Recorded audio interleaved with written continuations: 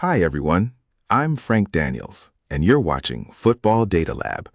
We work with a database of over 30,000 active professional players across more than 80 performance metrics. Today, we're looking at where yellow cards cluster most and which positions and ages break the rules most often. Let's start with the big picture. The chart shows almost 15,000 players, with the horizontal axis telling us how many yellow cards each picked up across a season. Most land at 0 or 1. That already says something important. A yellow card isn't routine. It's an exception, not the norm. But the tail stretches far to the right, some players collecting 6, 7, even more cards in a single season. At that point, you're not looking at bad luck. You're looking at a pattern of behavior.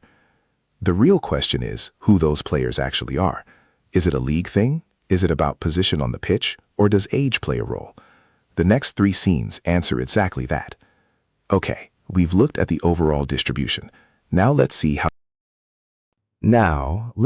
in which leagues referees reach for the card most often. The chart covers almost 5,500 players across 8 leagues. The Spanish and Portuguese leagues are comfortably out in front, significantly more yellows per season on average than England or Germany. That's not a coincidence. One explanation is refereeing style. Iberian leagues have historically seen stricter responses to tactical fouls under the press. Another factor is the pace of the game itself. More physical duels through the middle of the pitch, which is exactly where bookings tend to cluster. The German league sits at the opposite end. Despite a high match tempo, there are fewer cards. That might come down to playing culture, or simply a different philosophy across the refereeing corps. The takeaway is clear. The league a player competes in genuinely shapes their disciplinary numbers. Now, let's look at which positions. Leagues covered. Now let's look at which positions on the pitch collect yellow cards most often. Data across almost 9,000 players tells a clear story. The top 2 are defensive midfielders and centre-backs. They get booked more than any other position, and that's no coincidence. One explanation is the job itself. A defensive midfielder wins tackles, breaks up attacks, often arriving a fraction of a second late.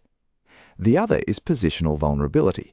A centre-back operates in a zone where any mistimed challenge becomes a foul right on the edge of the box. Fullbacks and wingbacks sit in the risk zone too, but noticeably below those top 2. Forwards and wide wingers barely register at all. The conclusion is simple. Yellow cards are attacks on defensive work. The closer you play to your own goal, the higher the price. Right, positions covered. Now let's see how that picture. We've covered which positions foul most.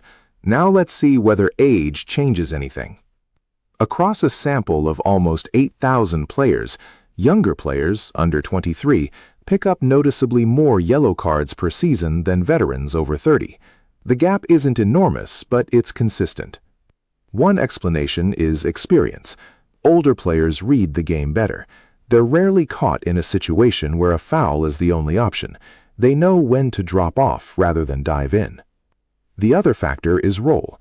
Young players often operate in high-press systems where contact is unavoidable, or they're using aggression to fight for a starting spot. That's not recklessness, that's a statement of intent. Combine that with position in league, and a clear picture emerges. A yellow card isn't random. It's the product of a very specific context. If this kind of analysis interests you, subscribe and we'll be back in a few days with more breakdowns from the same dataset.